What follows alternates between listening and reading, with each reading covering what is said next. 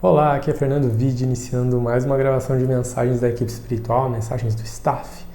E aí, vamos saber o que vem para nós hoje como mensagem? Eu já estou aqui preparadíssimo para receber essas informações e já vou me conectando com a equipe e pedindo que venha aquela mensagem mais divina e harmoniosa que a gente esteja precisando receber.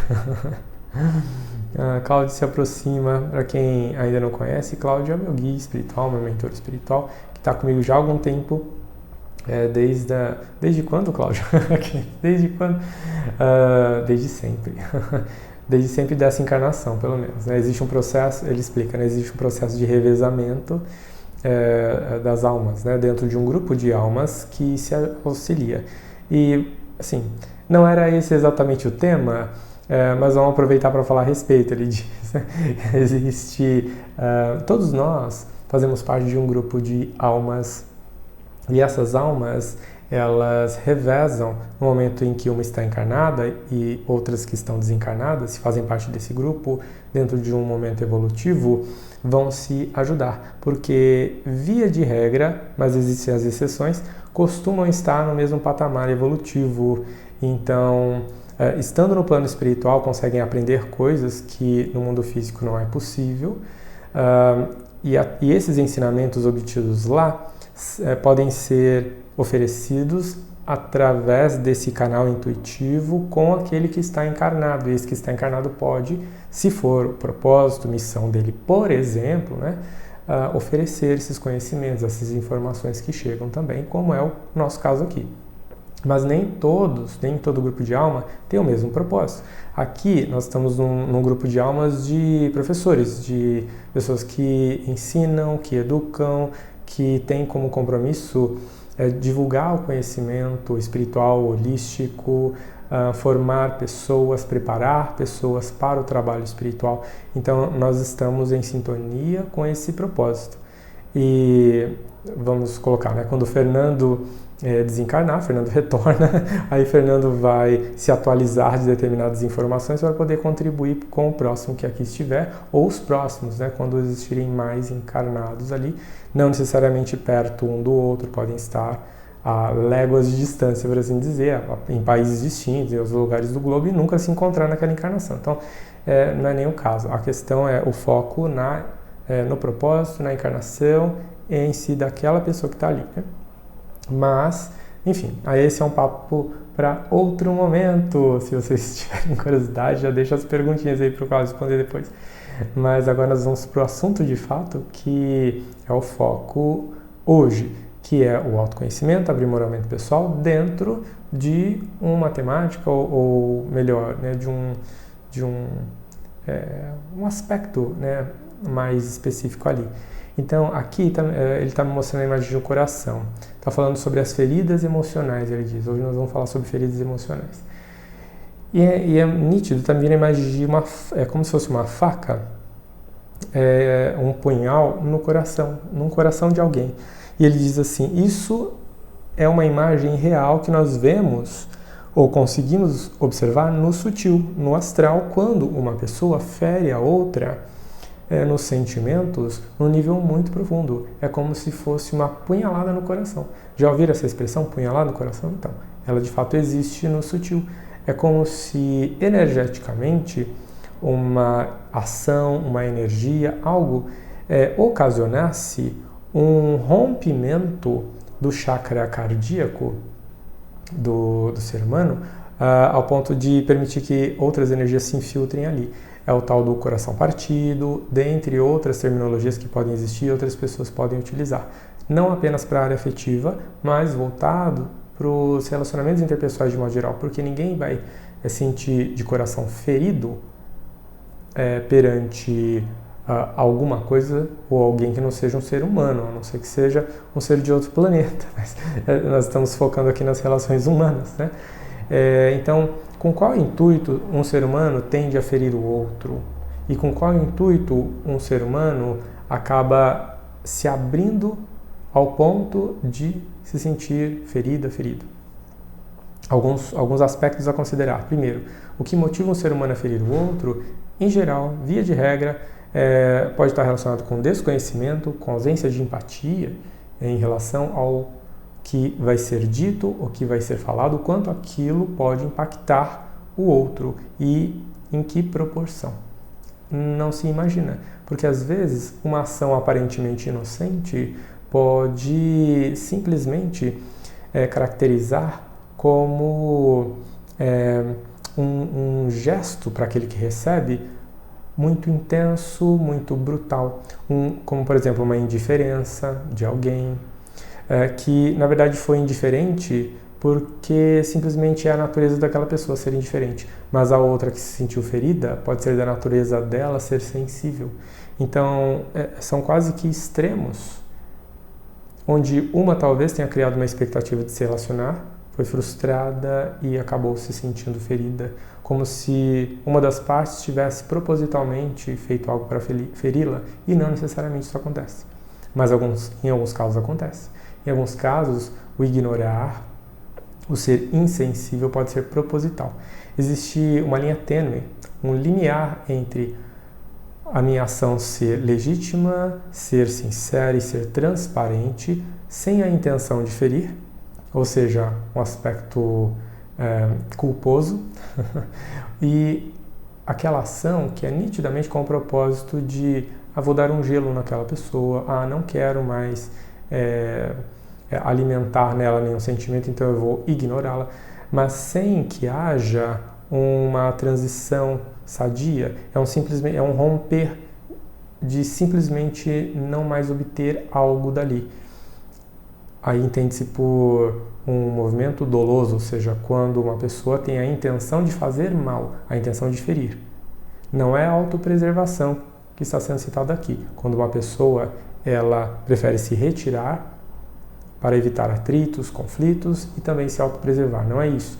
É quando alguém nitidamente deseja ferir o outro através de um gesto, de uma ação, do ignorar, do dizer algo carregado de um sentimento, de uma intenção, a fim de fazer com que a pessoa que recebe a informação ou o gesto, ela seja humilhada, seja prejudicada de algum modo ou se sinta assim de alguma forma. Quando existe essa intenção, o karma é dobrado ou triplicado, depende muito da ação em si. É claro, isso falando grosseiramente, porque as leis divinas é que vão calcular, entre aspas, esse karma, mas fato é que o karma ganha um peso maior quando existe a intenção de prejudicar.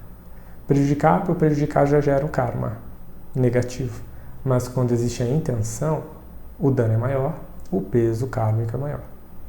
E para as duas formas, a lei divina vai ter seus métodos de agir para que o resgate kármico ocorra e que não venha ao caso dizermos agora. Falamos daquele que provoca, agora vamos falar daquele que recebe. Por vezes, a pessoa que recebe o dano, ela não vai necessariamente entender as motivações do outro, ela vai ter que recolher os seus cacos, os cacos do coração e colar as peças novamente. Essa pessoa tem dois aprendizados, pelo menos, no mínimo.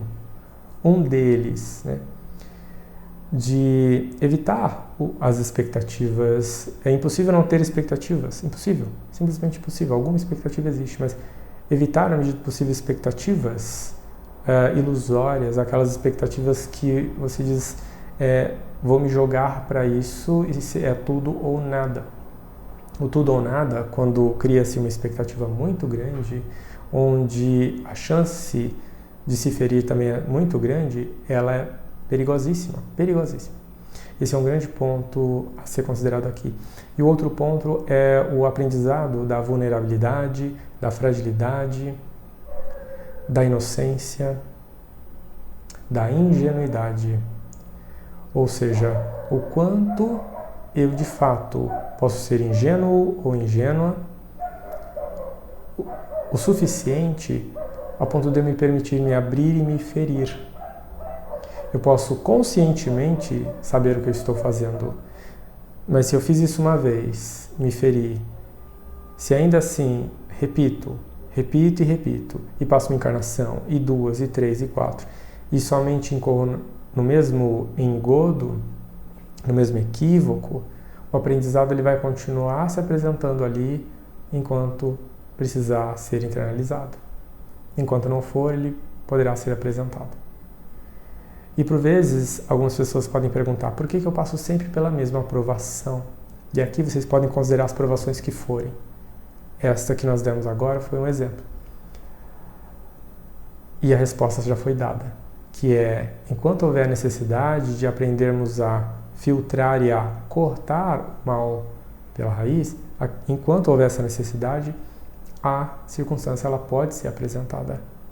E ela vai ser apresentada porque em nós vibra a necessidade de obter mais daquilo, até o ponto em que a nossa alma aprende e diz, não quero mais isso. Fecha uma porta, fecha uma necessidade de aprendizado, e a pessoa, ao identificar novas situações semelhantes àquelas que a fizeram sofrer, vai dizer, agora não, agora eu já sei o quanto dói. Mas aí vem a nossa pergunta, que não precisa de resposta, mas ela é trazida para reflexão. Quantas situações desafiadoras alguém precisa passar repetidas vezes para que uma lição seja aprendida, e em quantas encarnações? Eis a pergunta. A resposta fica a critério de vocês, fica por conta de vocês, porque na realidade nós não sabemos, e a pergunta principal é, quem sabe? Vai depender de cada um. Cada um em si tem uma jornada, uma história, e cada um em si tem um livre-arbítrio.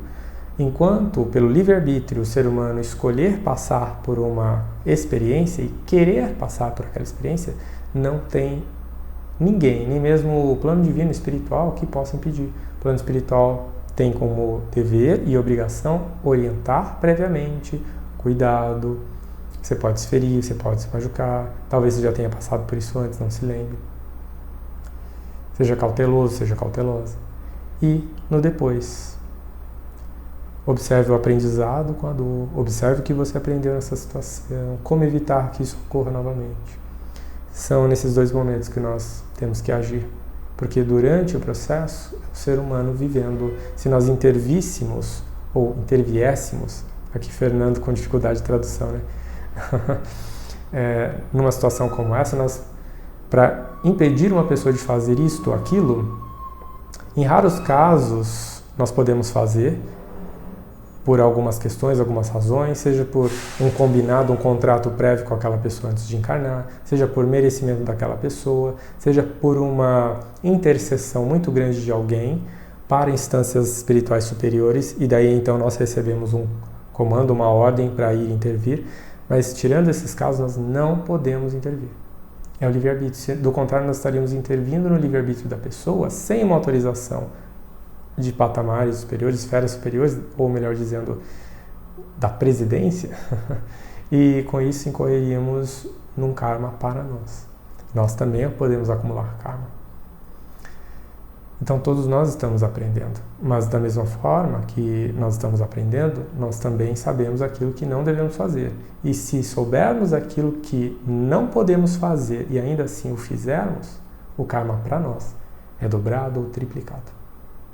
Vocês veem que não é em tudo que podemos auxiliar, não é em tudo também que podemos intervir, mas se vocês pedirem, nós vamos atuar dentro das nossas incumbências e também em limitações, mas faremos sempre o nosso melhor, sem tirar de vocês a necessidade de passar pelas experiências e colher também os karmas de experiências anteriores, né? Mas ao mesmo tempo oferecendo para vocês o máximo de auxílio que pudermos dentro do que estiver ao nosso alcance, que nos for autorizado. Então esperamos que vocês possam refletir bem em toda essa informação que foi transmitida aqui. Nós trouxemos o exemplo do coração partido porque interagir na humanidade é bastante desafiador às vezes. Especialmente em momentos onde nós criamos expectativas e nos tornamos vulneráveis diante de uma relação que por vezes não é recíproca, verdadeira, honesta. Mas sabendo identificar, vocês vão encontrar relações recíprocas, verdadeiras, honestas. Basta entenderem o seguinte: será que aprenderam a lição? Onde identificar? Quem são as pessoas? Quais as características de um relacionamento assim? Fica para refletir. Gratidão pela oportunidade de transmissão dessa mensagem. Esperamos poder trazer muito mais aqui para vocês em outras oportunidades de reflexão, de aprendizado também. Gratidão, Cláudio, pelas palavras e por toda a orientação, e gratidão a você que acompanhou até aqui. E aí, o que você achou? Como tem sido a jornada de interação pessoal, de relacionamentos interpessoais aqui no mundo físico? Conta pra mim aqui nos comentários. Tem sido fácil pra você? Tem horas que a gente pede arrego, na verdade. Mas então tá bom. Se você gostou, curtiu, convido você a deixar o seu curtir, se inscrever no canal para acompanhar os próximos vídeos já inscrita ou inscrito e a compartilhar com as pessoas que você acredita que podem se beneficiar da mensagem também. Então, ficamos em paz, né? Sigamos aí a nossa jornada. Vejo vocês no próximo vídeo. Até mais.